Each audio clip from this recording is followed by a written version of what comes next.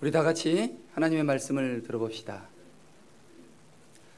하나님의 말씀을 높이 드시고, 주의 말씀은 내 발의 등이요 내 길의 빛이니이다. 아멘. 이 말씀이 여러분 인생의 빛이 될 줄로 믿습니다. 오늘 우리에게 주시는 하나님의 말씀은 로마서 13장 8절로 10절까지의 말씀입니다. 제가 가진 성경으로 258쪽입니다. 로마서 13장 8절로 10절 말씀을 봉독해 드립니다. 피차 사랑의 빛 외에는 아무에게든지 아무 빛도 지지 말라. 남을 사랑하는 자는 율법을 다 이루었느니라. 간음하지 말라, 살인하지 말라, 도둑질하지 말라, 탐내지 말라 한 것과 그 외에 다른 계명이 있을지라도 내 이웃을 내 자신과 같이 사랑하라 하신 그 말씀 가운데 다 들었느니라. 사랑은 이웃에게 악을 행하지 아니하나니 그러므로 사랑은 율법의 완성이니라. 아멘. 오늘 말씀을 증거해 주실 목사님을 소개해 드리겠습니다. 미국의 뉴저지 참빛교회에서 동역 목사로 사역하고 계신 우리 이용민 목사님이십니다. 말씀 증거할 때 큰 은혜 받으시기 바랍니다.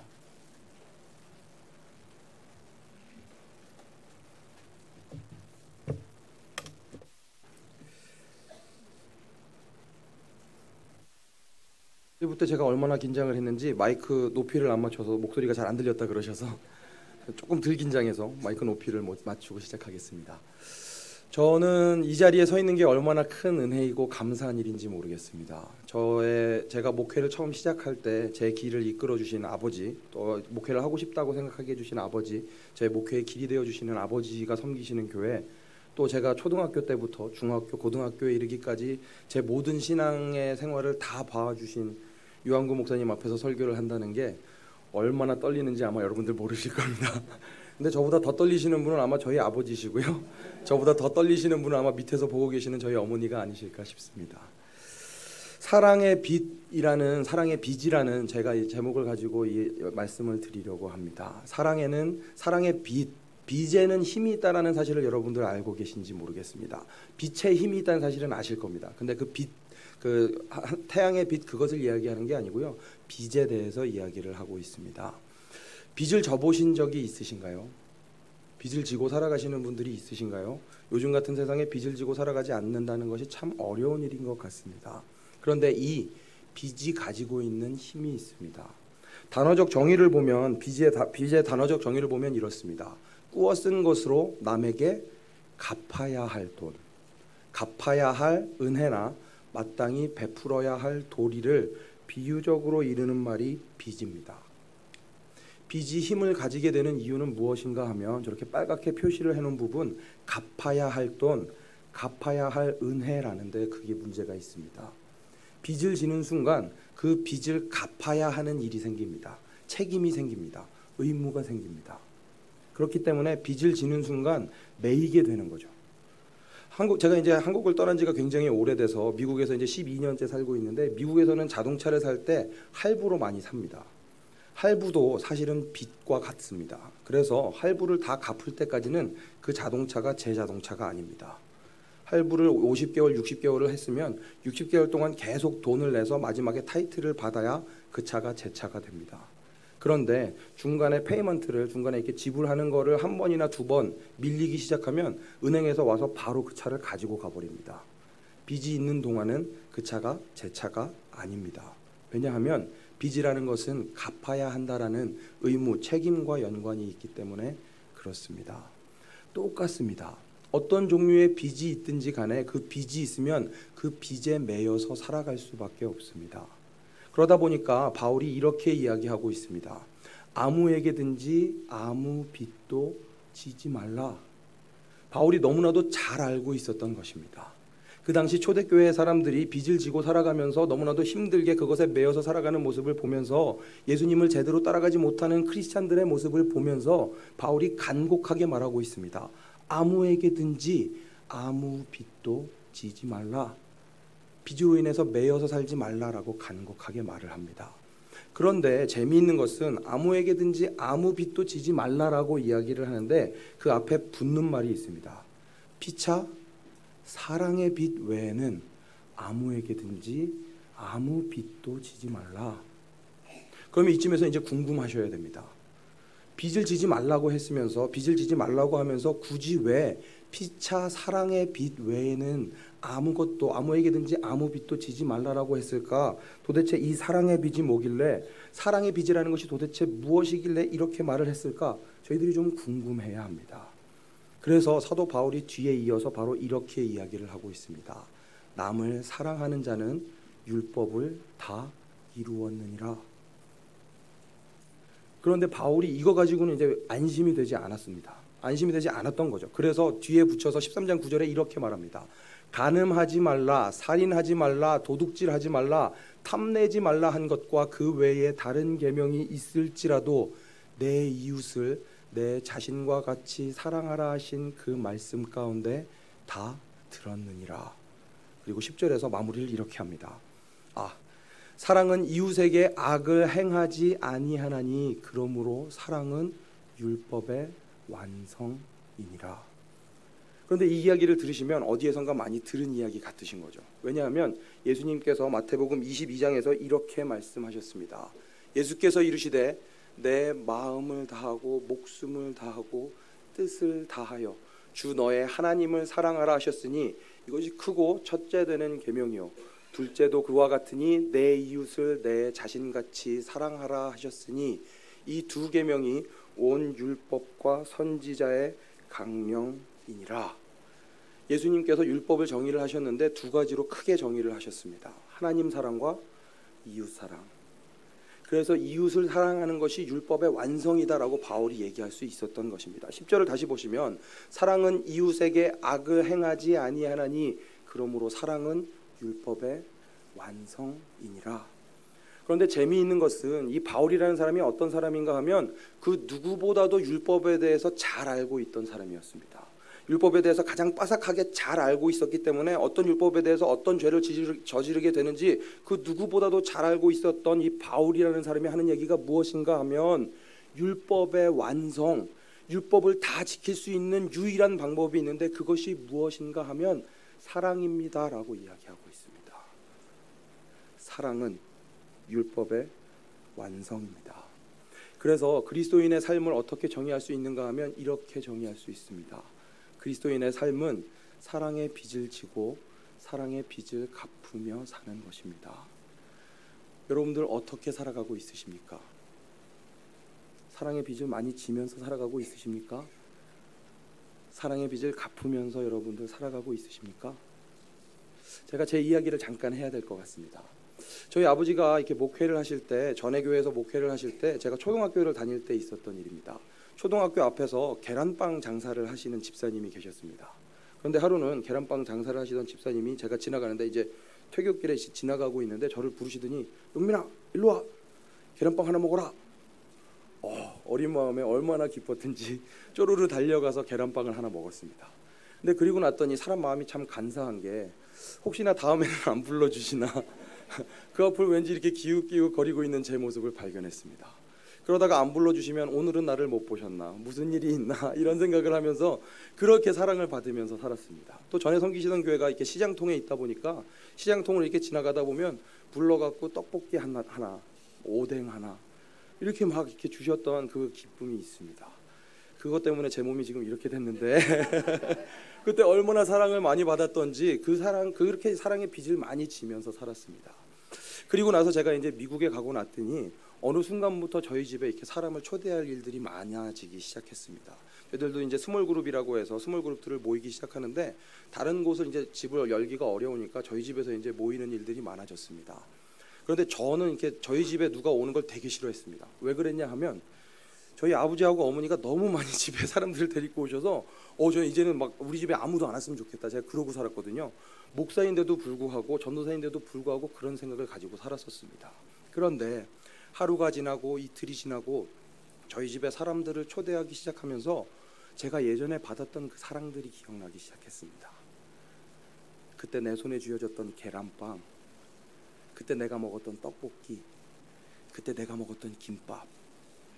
그러면 우리 집에 사람들 초대해서 같이 밥 먹고 같이 얘기 나누고 이게 얼마나 기쁜 일인지 좀 알아야 되겠다. 제가 은혜를 갚기 시작했습니다. 저희 집에 청년들이 30명, 40명씩 와갖고 밥을 먹었고요. 저희 지금도 이제 저희들이 모임을 하는데 7가정에서 8가정이 모이는데 저희들이 애들만 20명이 넘습니다. 왜냐하면 저희 집 애들이 4명이라서요.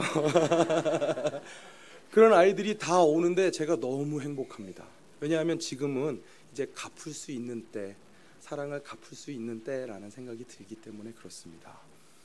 여러분도 마찬가지실 것 같습니다. 사랑 많이 받으셨고 사랑 많이 베푸시면서 사시고 있으실 것입니다. 그래서 이렇게 설교를 딱 마무리하면 참 좋을 텐데, 사랑의 빚을 지고 사랑의 빚을 갚으며 사십시오, 끝! 이러고 끝나면 너무너무 좋을 텐데, 여기 이게 삶이 이렇게 간단하지가 않습니다. 사랑하면서, 사랑받으면서, 사랑하면서 살아가면 되는데 그 간단한 일이 너무너무 어렵습니다. 그래서 우리가 어떻게 하면 이렇게 사랑을 잘 할 수 있을까, 그 부분에 대해서 제가 조금 더 이야기를 해드리려고 합니다. 사이먼 사이넥이라는 분이 있습니다. 이분이 이게 굉장히 유명한 분인데 미국에서 테드라는 강연이 있습니다. 15분짜리 강연인데 15분짜리 리더십 강연을 통해서 사람들의 삶을 바꾸는 역할을 하는 그런 강연입니다. 그 강연에서 이분이 골든 서클이라는 것에 대해서 이야기를 하면서 이런 이야기들을 했습니다. 세상에 영향력이 있는 사람들, 세상에 영향을 끼치는 그 굉장하다고 하는 기업들, 위대하다고 하는 기업들, 그 기업들을 조사해 보니까 이 기업들이 뭔가 다른 게 있는데, 이 기업들이 영향력이 커질 수 있도록 하는 방법이 있다라는 거죠. 그게 무엇인가 하면, 영향력이 있는 그 개인, 영향력이 있는 기업들은 Y에서부터 시작을 하는 것입니다. 왜? 우리가 왜 이 일을 하고 있는가? 우리가 이 일을 하는 목적은 무엇인가? 우리가 이 일을 통해서 무엇을 이루고자 하는가? 왜? 라는 질문으로부터 시작을 합니다. 그러면 그 질문이 있으면, 그 코어 질문이 있으면, 그 질문에 대한 답이 됐으면, 그 질문, 우리가 왜 이 일을 하는가? 우리의 목적이 무엇인가? 그 일을 이루기 위해서 이런저런 방법들을 사용하기 시작합니다. 그게 how입니다. Y에서 시작해서 how로 넘어가면 그 how로 여러 가지 일들을 하다 보면 그에 대한 결과 what이 나오게 되는 것입니다. 저희가 지금 하고자 하는 것이 무엇인가 하면, 저희가 지금 궁극적으로 하고자 하는 what이 무엇인가 하면, 사랑하고 사랑받으며 살아가는 것, 사랑의 빚을 지고 사랑의 빚을 갚으며 살아가는 것, 그게 지금 저희가 하고 싶은 일입니다. 그러면 그것을 위해서 우리가 왜 사랑해야 하는지, 우리가 왜 사랑의 빚을 지고 살아야 하는지, 우리가 왜 사랑의 빚을 갚으며 살아가야 하는지, 그 부분에 대해서 저희가 꼭 이야기를 해야만 하는 것입니다. 그래서 오늘 본문은 아니지만 요한일서를 보면 이런 내용이 있습니다. 요한일서 4장 9절부터 10절 내용입니다. 하나님의 사랑이 우리에게 이렇게 나타난 바 되었으니, 하나님이 자기의 독생자를 세상에 보내심은 그로 말미암아 우리를 살리려 하십니다. 요한복음 3장 16절 기억하실 것입니다. 하나님이 세상을 이처럼 사랑하사, 누구를 보내주셨다고요? 독생자를 보내주셨습니다. 하나님의 사랑이 나타났는데 예수 그리스도를 보내심으로 하나님의 사랑이 나타났습니다. 10절로 이어집니다. 사랑은 여기 있으니 우리가 하나님을 사랑한 것이 아니요 하나님이 우리를 사랑하사 우리 죄를 속하기 위하여 화목제물로 그 아들을 보내셨습니다. 우리가 사랑을 해야 하는 Y가 바로 여기에 있습니다. 하나님께서 우리를 사랑하셔서 예수 그리스도를 이 땅에 보내셨습니다. 그냥 보내신 것이 아니라 십자가에 달려 죽게 하시기까지 우리를 사랑하셨습니다. 그런데 그렇게 사랑한 것이 우리가 먼저 하나님을 사랑한 것이 아니라 하나님께서 우리를 먼저 사랑하셨다라고 이야기하고 있습니다. 우리의 Y는 무엇인가? 우리가 왜 사랑하면서 살아가야 하는가? 그리스도인들이 왜 사랑으로 알려져야 하는가? 그 이유가 바로 여기에 있습니다. 하나님이 먼저 우리를 사랑하셨기 때문입니다. 예수님께서 십자가에 달려 죽으심으로 하나님의 우리에 대한 사랑을 확증하셨습니다. 그 사랑의 증거가 너무나도 확실하기 때문에 우리들이 다른 사람을 사랑하며 살아가는 것입니다. 그렇기 때문에 다른 사람들을 사랑하는 모습을 볼 때 사람들이 저 사람들 그리스도이냐, 저 사람들 예수님 믿는 사람들이야, 그렇게 말을 하게 되는 거죠. 이게 너무나도 중요합니다. why가 확실하지 않으면 how가 생겨나지 않고, 그러면 how가 제대로 생겨나지 않으면 what, 우리가 어떻게 사랑해야 하는지를 알 수 없습니다. 가장 중요한 것은 무엇인가? 하나님의 우리를 향한 사랑을 확실하게 아는 것, 이게 가장 중요합니다. 여러분들은 얼마나 하나님의 사랑을 확신하시며 살아가시고 있으십니까? 이 부분이 확실하면 사랑하면서 살아갈 수밖에 없습니다. 사랑할 수밖에 없습니다. 그렇게 사랑하면서 살아가실 수 있으면 좋겠습니다. 오리겐이라는 분이 있는데, 오리겐이라는 분이 이렇게 말씀을 하셨습니다. 사랑의 빚은, 이 사랑의 빚, 하나님께서 예수 그리스도를 우리에게 보내주심으로 우리가 지게 된 이 빚은 영구히 우리와 함께 남아있고 절대로 우리를 떠나지 않는다. 이것은, 사랑은 우리가 매일 주고 영원히 받는 것이다. 목사로서 바람이 있다면 저도 언젠가 이런 유명한 한 문장을 꼭 다른 사람들이 다 기억하는 한 문장을 만들어내고 싶습니다. 너무 멋있습니다. 사랑의 빚은 영구히 우리와 함께 남아있다. 예수님의 우리를 향한 사랑, 그 사랑은 영원히 우리와 함께 남아있습니다. 절대로 우리를 떠나지 않습니다. 어떠한 상황과 고난이 다가온다고 하더라도 하나님은 우리를 포기하지 않으십니다. 우리를 사랑하시고 우리를 지켜주시며 우리와 함께 하시는 분이 우리 하나님이신 줄 믿습니다. 그렇기 때문에 이것은 우리가 매일 주고 영원히 받는 것이라고 이야기할 수 있습니다. 사랑하며 사랑받으며 살아가는 것, 사랑의 빚을 지고 사랑을 갚으며 살아가는 것, 이것이 하나님께서 우리에게 원하시는 삶입니다. 그런데 문제는요, 이게 참 어렵습니다. 다음 슬라이드로 넘겨주시면, 사랑은 실패하지 않는다라고 이야기를 해야 되는데, 여러분들 사랑은 실패하지 않는다라고 여러분들 믿으십니까? 사랑하기가 너무너무 어렵습니다. 사랑하면서 살아가기가 너무나도 어렵습니다. 결혼하신 지 5년 이하가 되신 분들은 이해하지 못하실 겁니다.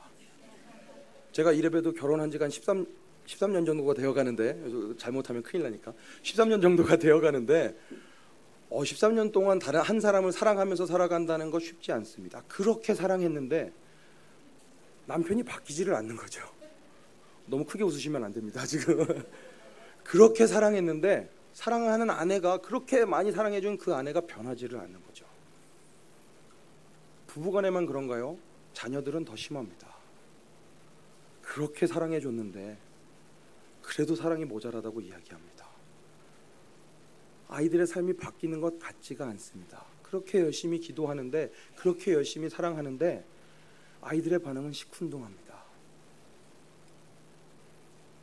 기껏 열심히 키워서 대학교를 보내놓았더니 이제는 대학원을 가야 된다고 이야기를 합니다. 대학원까지 열심히 잘 보내놓았더니 대학원을 졸업하고 나서 직장에도 잘 가고 나서 결혼까지 시켜놨더니 이제는 자녀들을 데리고 와서 봐달라고 이야기를 합니다. 어마어마합니다. 그래서 제가 미국에 살고 있습니다. 저희 딸 넷을 저희 부모님께 맡기면 저희 부모님이 아무래도 목회를 못 하실 것 같아서 제가 그 갸륵한 마음으로 제가 미국에 살고 있습니다. 농담이지만 사실 이게 쉽지 않거든요. 사랑하면서 산다는 게 쉽지 않거든요. 가족들을 사랑하는 것도 이렇게 쉽지 않은데요, 교회에서 사랑하며 살아간다는 것, 이건 기적입니다. 교회에서 아무런 갈등 없이 살아간다는 것, 불가능한 일입니다.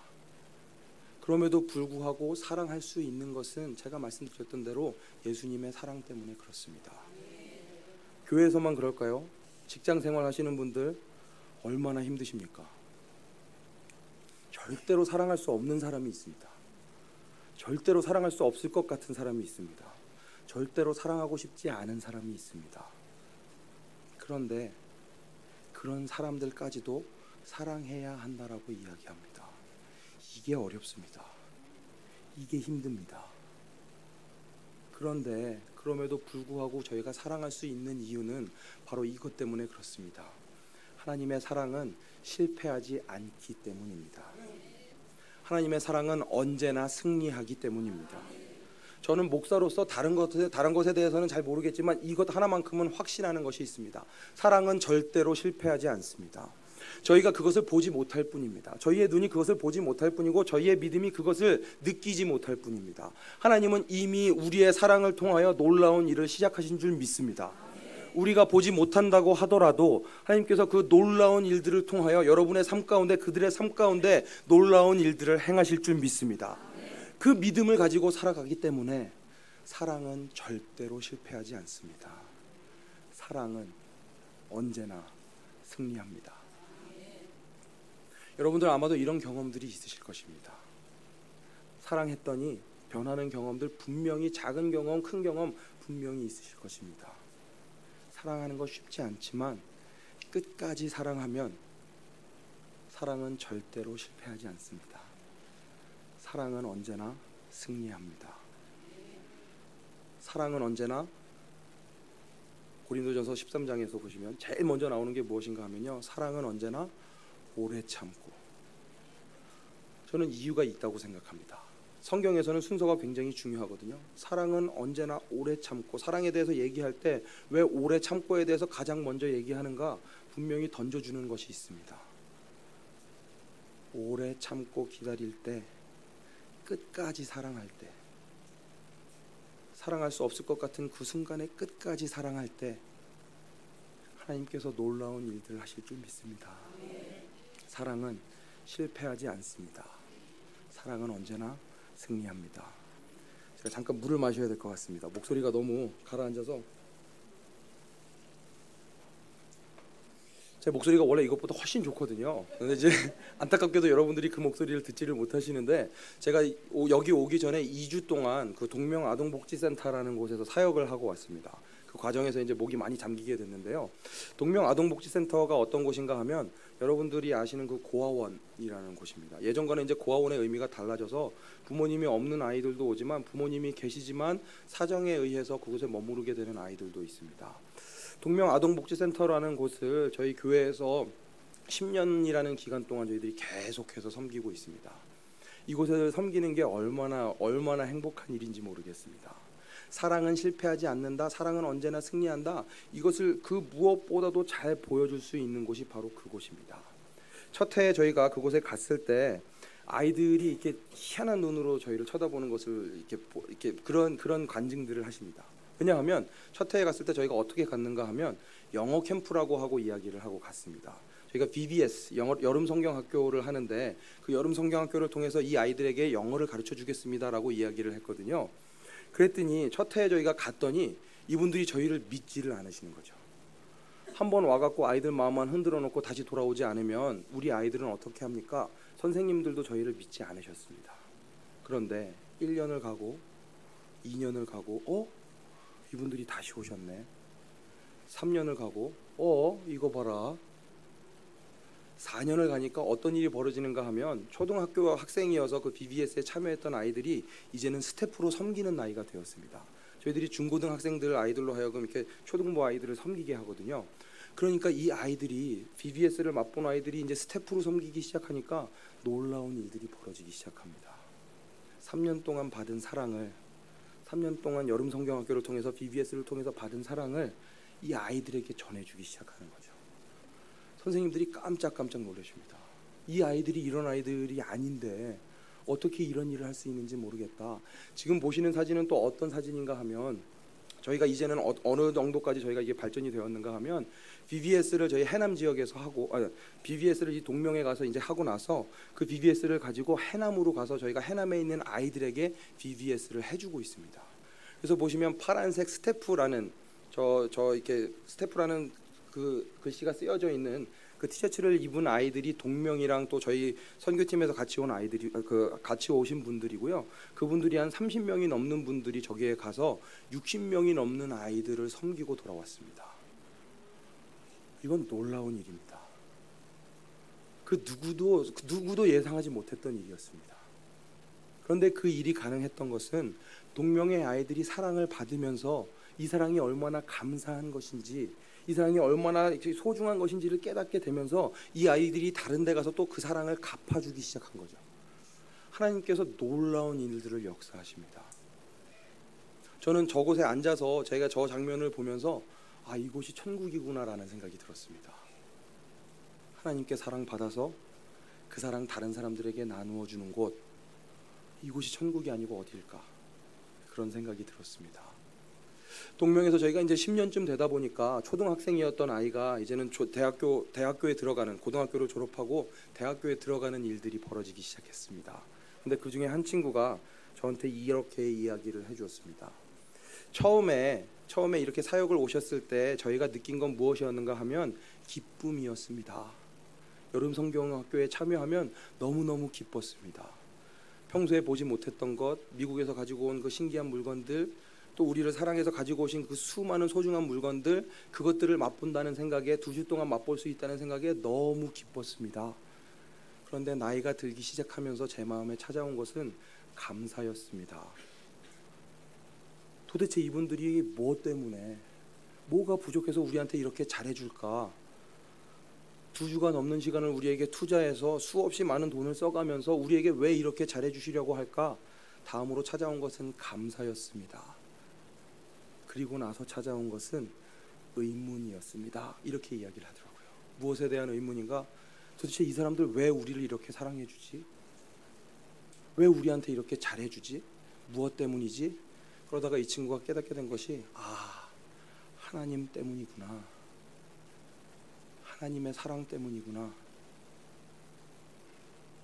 저희가 이 동명에 가서 사역을 하면서 복음에 대해서 이렇게 자세하게 얘기를 한 적이 없습니다. 왜냐하면 그 아동복지센터에 오시면서 복음에 대해서 이렇게 전달을 하시면서 오히려 아이들에게 상처를 주시는 경우들이 너무 많아서 저희는 그럼 접근법을 아예 바꿔보자, 반대로 해보자. 우리는 그냥 잘 해주고 예수님에 대해서, 하나님에 대해서는 아무 말도 하지 말자 그랬습니다.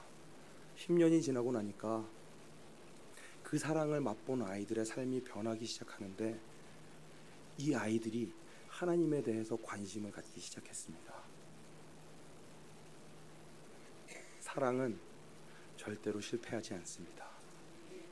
사랑은 언제나 승리하게 되어 있습니다. 저는 이 사역을 통해서 그것을 너무나도 많이 맛보았습니다.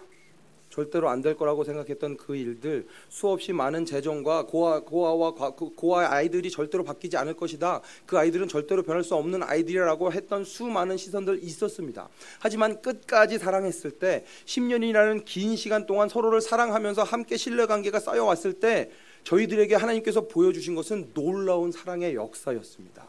여러분들도 충분히 그것을 맛보면서 살아가실 수 있습니다. 어떻게 할 때? 끝까지 사랑할 때. 마음에 안 드는 사람이 있을 수밖에 없습니다. 끝까지 사랑하고 싶은데 안 도와주는 사람들이 분명히 있습니다. 이만큼 사랑해줬으면 조금만 도와줘도, 조금만 나한테 이렇게 잘해줘도, 조금만 나한테 뭘 보여줘도 내가 괜찮을 텐데, 그런 모습을 전혀 보여주지 않는 그런 사람들이 있습니다. 그런데 그런 사람까지도 사랑할 수 있다면, 한 번 더 사랑할 수 있다면, 한 번 더 오래 참을 수 있다면 하나님께서 우리를 통하여 놀라운 역사를 보여주실 줄 믿습니다. 이렇게 설교를 들으셔도 끝나고 나가시다 보면 기분이 나쁜 일들이 분명히 있으실 겁니다. 나가다가 우연치 않게 어깨를 부딪혔는데 굉장히 기분 나쁜 그런 일들이 있으실 수도 있고요. 얼굴을 봤는데 뭔가 이렇게 기분이 나쁜 듯한 그런 생각이 드시는 분들이 있으실지도 모르겠습니다. 그렇지 않습니다. 사랑은 선택입니다. 사랑하기로 선택하시고 사랑에 실패하지 않으시면 좋겠습니다. 사랑하시면 사람이 변합니다. 사랑하시면 하나님께서 역사하십니다. 여러분들의 삶 가운데 그 기쁨을 맛보시면 좋겠습니다. 하나님 얼마나 능력 있으신 분이신지, 우리 아버지이신 하나님께서 보여주신 그 사랑이 어떤 것인지 여러분들 잘 맛보실 수 있으면 좋겠습니다. 예수님께서 십자가에 달려 죽으셨을 때 사람들은 실패했다고 생각했습니다. 예수님께서 십자가에 달려 죽으심으로 예수님의 모든 사역은 끝이 났다, 예수님의 사랑은 실패했다라고 생각했습니다. 하지만 그렇지 않습니다. 예수님께서 다시 부활하셨고 우리로 하여금 예수님을 믿기만 하면 그 놀라운 구원의 역사를 맛볼 수 있도록 하셨습니다. 예수님께서 사랑은 언제나 승리함을 보여주셨습니다. 그 믿음 가지고, 그 사랑 가지고 하나님께서 베푸시는 그 놀라운 풍성함 맛보시는 여러분들의 삶이 되시기를 간절히 축원합니다. 함께 기도하겠습니다.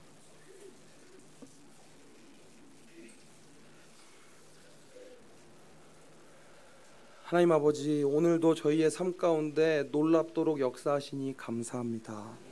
사랑은 절대로 실패하지 않습니다. 사랑은 언제나 승리합니다. 하나님, 저희가 사랑의 빚진 자로 살아가게 하여 주시옵소서. 마음껏 사랑의 빚을 지고 또한 마음껏 사랑하며 살아가는 저희들이 되게 하여 주시옵소서. 혹시라도 이곳에 하나님 정말 주님의 사랑이 필요해서 찾아오신 분이 있으시다면 주님, 그분에게 주님의 사랑을 부어 주시옵소서. 우리를 통하여 새로운 회복이 일어나게 하여 주시옵소서. 하나님, 또한 이곳에 사랑을 충분히 받고 이제는 갚기를 원하시는 분이 계시다면 주님, 그분의 손을 통하여 역사하여 주시옵소서. 사랑하되 끝까지 사랑함으로 주님이 주시는 그 놀라운 은혜를 맛보는 이 한마음교회가 되도록 주님 지켜주시고 보호하여 주시옵소서. 모든 말씀 예수님 이름으로 기도드렸습니다. 아멘.